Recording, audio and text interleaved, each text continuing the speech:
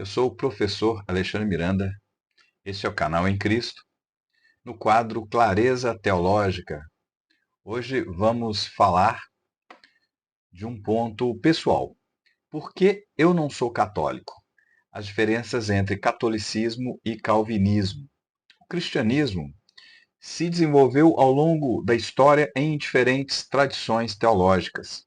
A Igreja Católica Apostólica Romana e a teologia reformada calvinista, a qual eu sigo, tem divergências fundamentais que explicam por que os calvinistas não são católicos. Neste estudo, exploraremos essas diferenças, suas razões teológicas e bíblicas, além de entender as diferenças entre os cânones bíblicos. Vamos abordar princípios fundamentais do catolicismo romano e do calvinismo clássico. Aqui eu vou apontar os principais pontos rejeitados pelo calvinismo em relação ao catolicismo e os motivos dessa rejeição. A autoridade da Igreja e a sola Escritura. No catolicismo, nós temos uma diferença fundamental em relação ao calvinismo. No catolicismo, a autoridade da Igreja é fundamentada na tradição apostólica e no magistério, que seria a autoridade dos papas e dos concílios. Ou seja, além das escrituras, é óbvio, você tem a Bíblia como uma base para o catolicismo, mas ela é fundamentada nessa tradição apostólica, nas falas do Papa, nos estudos, na autoridade papal, nos concílios. Então, nós rejeitamos essa visão, porque nós adotamos que é somente a Escritura, somente a Bíblia tem autoridade final em matéria de fé e prática. E aqui não é uma questão de interpretação bíblica. Aqui é você, através de um estudo paralelo ou de uma fala, determinar fundamentação que está fora da Bíblia, dizendo que aquilo é uma verdade tão forte quanto a Bíblia, às vezes até mais. Eu coloco as referências teológicas, tá? tanto da Igreja Católica quanto do Calvinismo. No caso do Calvinismo, a gente tem as Institutas da Religião Cristã, no livro 1, capítulo 7. E lá, no capítulo 7, fala assim: se um fundamento da Igreja é a doutrina profética e apostólica, é necessário que essa doutrina tenha sua inteira infalibilidade antes que a Igreja começasse a existir. E lá no capítulo 7 continua assim: nem procede o que sofisticamente arrazoam, a saber ainda que daqui deriva a Igreja sua origem e começo, a não ser que se interponha o arbítrio da própria Igreja. Permanece em dúvida quais coisas se devam atribuir aos profetas e aos apóstolos. Que ainda que a origem da Igreja Católica interpõe ao arbítrio da própria Igreja, você vai ter aquela dúvida das atribuições de cada um, né? Atribuir aos profetas, aos apóstolos, isso causa confusão. E ele continua: ora, se de início a igreja cristã foi fundada nos escritos dos profetas e na pregação dos apóstolos, onde quer que essa doutrina se encontre, sua aceitação, sem a qual a própria igreja jamais teria existido, indubitavelmente precedeu a igreja. A pregação dos apóstolos e os escritos proféticos precedem a igreja. É anterior à igreja, é o que fundamenta a igreja. A referência bíblica nós vamos ter lá. Em 2 Timóteo, capítulo 3, versículo 16 e 17, diz assim: toda a escritura é divinamente inspirada e proveitosa para ensinar, para repreender, para corrigir, para instruir em justiça, para que o homem de Deus seja perfeito e perfeitamente instruído para toda a boa obra. A escritura é suficiente para instrução e ensino. Também em Marcos, capítulo 7, versículo 8 e 9. Porque, deixando o mandamento de Deus, retendes a tradição dos homens, como o lavar dos jarros e dos corpos, e fazeis muitas outras coisas semelhantes a estas, E dizia-lhes: bem invalidais o mandamento de Deus para guardardes a vossa tradição. Jesus critica tradições humanas que substituem a palavra de Deus. Aqui é muito claro. Você criar interpretações baseadas em experiência humana, em tradições humanas, é o que a Igreja Católica faz. Então, a crítica aqui de Calvino, ela está baseada nisso. Um segundo ponto de divergência está na justificação pela fé e doutrina da graça. No catolicismo, a salvação ocorre pela fé em Cristo, mas inclui obras meritórias e a cooperação humana com a graça divina, o que no calvinismo nós sabemos é diferente. Nós rejeitamos essa visão, porque defendemos a sola fide. A justificação ocorre unicamente pela fé em Cristo, sem participação humana. As referências teológicas estão ali. Concílio de Trento, do catolicismo, e nas Institutas da Religião Cristã, o livro 3, capítulo 11. Nós temos uma afirmação no capítulo 11. A justificação pode ser sintetizada nestes 4 conceitos: aceitação por parte de Deus, imputação da justiça de Cristo, perdão dos pecados e reconciliação com Deus. Somente pela fé, dentro, sintetizado nesses 4 conceitos. Aceitação por parte de Deus, vem da parte de Deus. A imputação da justiça de Cristo, perdão dos pecados e a conciliação com Deus. Nós temos as referências bíblicas. Em Efésios, capítulo 2, versículo 8 e 9, nós temos assim: porque pela graça sois salvos, por meio da fé. E isso não vem de vós, é dom de Deus. Não vem das obras, para que ninguém se glorie.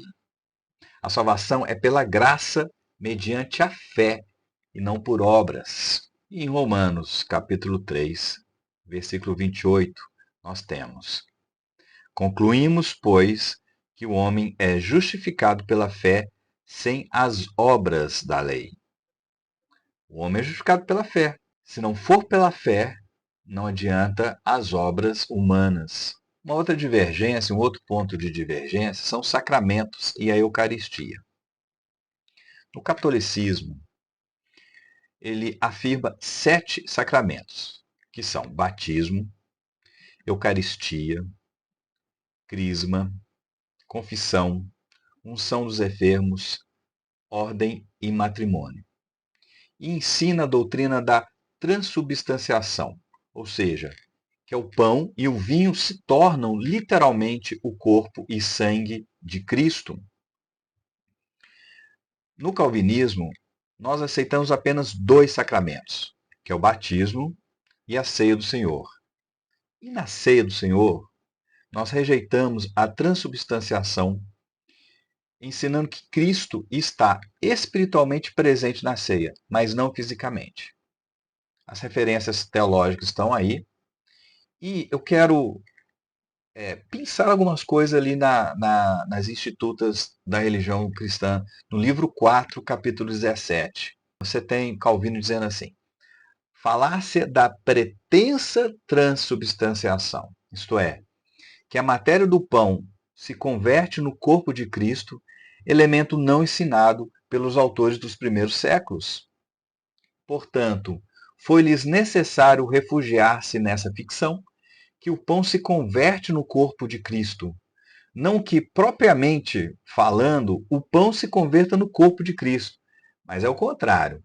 Mas porque este, para que se oculte sob a figura, sua substância se reduz a nada. Ou seja, o corpo de Cristo se reduz a um pedaço de pão. Vamos para as referências bíblicas. Em Lucas, capítulo 22, versículos 19 e 20, nós temos: e tomando o pão, e havendo dado graças, partiu e deu-lhe, dizendo: isto é o meu corpo, que por vós é dado, fazei isto em memória de mim. Semelhantemente, tomou o cálice, depois da ceia, dizendo: este cálice é o novo testamento no meu sangue, que é derramado por vós. Fazei isso em memória de mim. Interpretação reformada como um ato simbólico. Cristo está espiritualmente presente na ceia, e não fisicamente, muito menos transubstanciado. Em 1 Coríntios, capítulo 11, 26, nós lemos novamente a simbologia do corpo e do sangue nesse versículo. Porque todas as vezes que comerdes este pão, e beberdes este cálice, anunciais a morte do Senhor até que venha. Simbolismo, e não o corpo real de Cristo. Um outro ponto de divergência é a intercessão dos santos e de Maria. O catolicismo ensina que os santos e Maria podem interceder pelos fiéis e receber orações. Já no calvinismo, nós rejeitamos essa prática, afirmando que só Cristo é o único mediador entre Deus e os homens. Nós temos a referência teológica, e eu vou destacar lá nas Institutas da Religião Cristã, no livro 3, capítulo 20. A intercessão atribuída aos chamados santos no romanismo não se fundamenta no ensino da Escritura e contradiz a singular mediação de Cristo, aliás, marginalizada, se não anulada. Então, a mediação é só por Cristo. Então, quando você coloca outros elementos mortos que recebem a sua oração, que fazem essa intermediação com Deus, você está não só marginalizando, como também anulando a intercessão por Cristo. Em alguns momentos, você só vê a intercessão por santos. E por Maria, a mesma coisa. A intercessão romanista dos santos engendra supersticiosa veneração dessas criaturas, às quais se prescrevem atribuições e honrarias próprias de Cristo e da deidade. O que está dizendo aqui? Que elas estão sendo idolatradas. Por mais que na Igreja Católica se diz que são veneradas, mas as atitudes, as atribuições, as honrarias, as quais são dadas a essas pessoas, santos e estátuas, né, essas referências, elas recebem atribuições e honrarias próprias de Cristo e de Deus.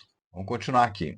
Em procedência do argumento de que a invocação dos patriarcas no Antigo Testamento é exemplo real da invocação dos santos, que existe uma argumentação nesse sentido. Eles, por sua vez, enquanto em suas orações induzem lembranças desta natureza, não se acolhem às intercessões dos mortos. Pelo contrário, lançam diante do Senhor a memória de seu pacto, no qual o Pai Clementíssimo promete haver de lhe ser propício e benévolo em consideração a Abraão, Isaque e Jacó. Ou seja, aqui nós temos aqui nós podemos entender que não há uma intercessão dos patriarcas, e sim, você traz a memória, você mostra na sua oração a memória do pacto, a qual Deus fez e Deus prometeu haver entre eles, que isso é propício e benéfico em consideração a esses patriarcas. Eles não estão sendo chamados aqui para interceder, mas sim, na oração diretamente a Deus, eles são lembrados da natureza do pacto que foi feito.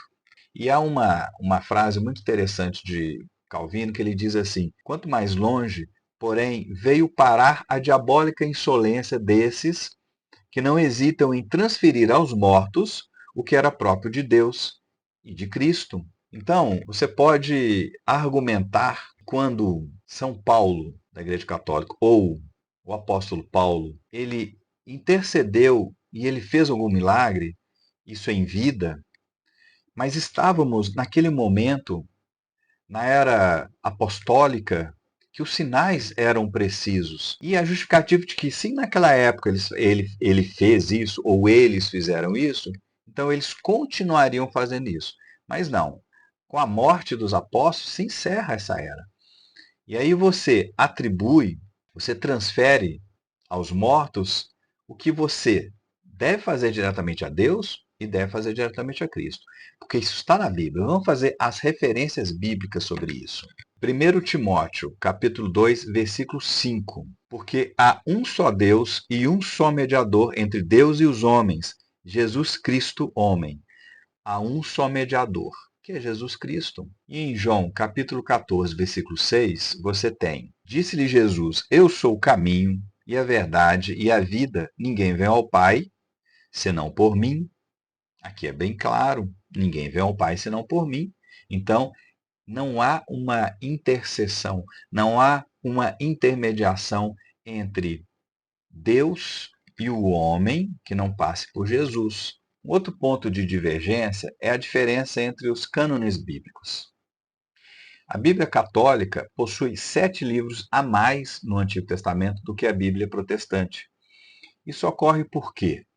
Porque a Igreja Católica ela adotou a Septuaginta, que é a versão grega do Antigo Testamento, que incluía os chamados livros deuterocanônicos. Os reformadores protestantes seguiram o cânon judaico palestinense, que não incluía estes livros. Nossa referência bíblica mostra que Jesus menciona a lei de Moisés, os profetas e os salmos, que é a divisão do cânon hebraico. Em Lucas, capítulo 24, versículo 44, nós temos: E disse-lhes: São estas as palavras que vos disse, estando ainda convosco, que convinha que se cumprisse tudo o que de mim estava escrito na lei de Moisés, nos profetas e nos salmos. Essa é a divisão do cânon hebraico. Em Romanos, capítulo 3, versículo 2, também faz uma confirmação, indicando a autoridade do cânon hebraico. No versículo 1 fala assim: Qual é, pois, a vantagem do judeu? Aí no 2 fala, muita, em toda maneira, porque, primeiramente, as palavras de Deus lhe foram confiadas.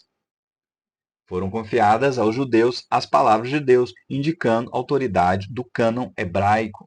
E aí eu quero fazer uma reflexão do porquê os calvinistas não são católicos. A separação entre calvinismo e catolicismo se deve a diferenças fundamentais em autoridade, salvação e culto, que eu já relatei os pontos de divergência aqui.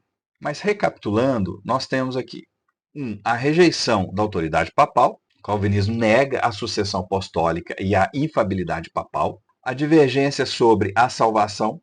O catolicismo ensina uma colaboração entre fé e obras. Já o calvinismo defende a graça soberana de Deus sem participação humana. O conceito de igreja. O catolicismo afirma que a igreja visível de Roma é a única verdadeira igreja. Nós, calvinistas, nós vemos a igreja como universal e espiritual, composta pelos eleitos. Depois eu vou fazer um estudo sobre isso. E a interpretação das Escrituras. Nós defendemos a livre interpretação sob orientação do Espírito Santo, enquanto o catolicismo insiste na interpretação oficial da igreja. As referências teológicas, nós temos aí Martim Lutero, sobre o cativeiro babilônico da igreja, e João Calvino, As Institutas da Religião Cristã, o livro 4. Então, concluindo, as diferenças entre a teologia católica e a teologia calvinista são profundas e enraizadas na história da igreja. O calvinismo rejeita várias doutrinas católicas, porque consideramos que são contrárias às escrituras, elas não estão lá, elas não têm base na Bíblia, e ao Evangelho da Graça. O estudo dessas diferenças nos ajuda a compreender por que a reforma protestante ocorreu e por que os calvinistas não são católicos. E já respondendo, por que eu não sou católico? Agradeço a todos vocês que chegaram até aqui, ao final desse vídeo. Peço like, peço um comentário, peço que compartilhe esse Clareza Teológica de hoje e agradeço de coração e nos encontramos no próximo episódio. Muito obrigado.